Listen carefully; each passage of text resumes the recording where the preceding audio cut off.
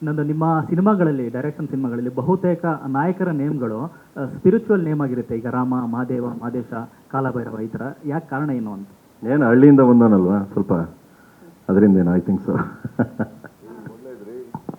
ಇದು ಬಿಟ್ಬಿಟ್ಟು ಒಂದು ಹೀರೋಗೆ ಮಚ್ಚು, ಇನ್ನೊಂದಿಗೆ ಕೊಚ್ಚು ಅಂತ ಹೇಳಿದ್ರೆ ನಾವು ಏನಾಗಬೇಕು? ನಾವು ಒಳ್ಳೊಳ್ಳೆ ಹೆಸರು ಇಡ್ತಾ ಇದ್ದಾರೆ, ತಲೆ ಕೆಡಿಸ್ಕೊಡಿ ಸುಮ್ಮನೆ. ಇಮ್ಯಾಜಿನ್, ಮಚ್ ಬಂದ, ಚೂರಿ ಸಿಕ್ಕದ, ಅಲ್ಲಿ ಬ್ಲೇಡ್ ಬಂದರು, ಇವ್ರ ಮಧ್ಯದಲ್ಲಿ ಒಂದು ಪ್ರೇಮ ಪ್ರಸಂಗ. ಯಾಕಪ್ಪ? ಇವರ ಪ್ರೀತಿಯಲ್ಲಿ ಮಳೆ ಹುಟ್ಟಿತು. ಸರಿ, ಇಲ್ಲಿ ಕಾಲಭೈರವ ಅಂತ ಹೇಳೋದು ಕಥಾನಾಯಕನಿಗೆ ಒಬ್ಬ ಮಾರ್ಗದರ್ಶಕ. ಸುದೀಪ್ ಸರ್, ನಿಮ್ಗೆ ಕಥಾನಾಯಕನಿಗೆ ಮಾರ್ಗದರ್ಶಕ ಬರ್ತಾರೆ ಬಂದ ತಕ್ಷಣ ಕಥೆ ಬದಲಾಗತ್ತಾ ಅಂತ ಎಲ್ಲದು ಪಾರ್ಟ್ 2 ಹಿಂಟ್.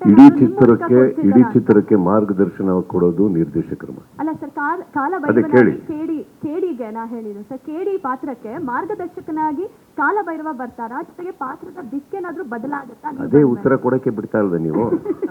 ನಿಮ್ಮ ಪ್ರಶ್ನೆ ನನಗೆ 5 ನಿಮಿಷದಿಂದ ಅರ್ಥ ಆಯ್ತು. ಚಿತ್ರಕ್ಕೆ ಮಾರ್ಗದರ್ಶನ ನಿರ್ದೇಶಕರು ಏನ್ ಹೇಳ್ತಾರೋ ಅದನ್ನ ಮಾಡ್ಕೊಂಡೋಗ್ಬೇಕು. ಕಥೆ ಬರ್ದವ್ರು ಅವರು, ತೋಣಿಸ್ಬೇಕಾದ್ರೆ ಅವರು. ನಾವು ಈ ಬುಟ್ಟಿ ಒಳಗಡೆ ಇರುವಂಥ ಹೂವುಗಳು ಇರ್ತಾವೆ ಗೊತ್ತಾ, ಪ್ರತಿ ಕಲಾವಿದರು, ತಂತ್ರಜ್ಞರು, ಬೇರೆ ಎಲ್ಲರೂ ನಾವು ಬುಟ್ಟಿ ಒಳಗಿರುವಂಥ ಚಿಕ್ಕ ಚಿಕ್ಕ ಹೂವು ಅಂದರೆ ಅದನ್ನು ಪೋಣಿಸಿ ಹಾರ ಮಾಡೋರೇ ನಿರ್ದೇಶಕರು. ಅದು ದೇವ್ರ ಕುತ್ತಿಗೆಗೆ ಹಾಕ್ತಾರೋ, ಸನ್ಮಾನ ಮಾಡಕ್ಕೆ ಹಾಕ್ತಾರೋ, that's not the point. He is the person who is our ಮಾರ್ಗದರ್ಶಕ. ಓಕೆ, ಸೊ ಅವ್ರು ಏನು ಹೇಳಿದಾರೋ ಅದನ್ನು ಮಾಡಿದ್ದೀವಿ. ಪೋಣಿಸಿ ಕಥೆಯಾಗಿ ನಿಮ್ಮ ಮುಂದೆ ಹೇಳೋದು ಅವ್ರ ಜವಾಬ್ದಾರಿ.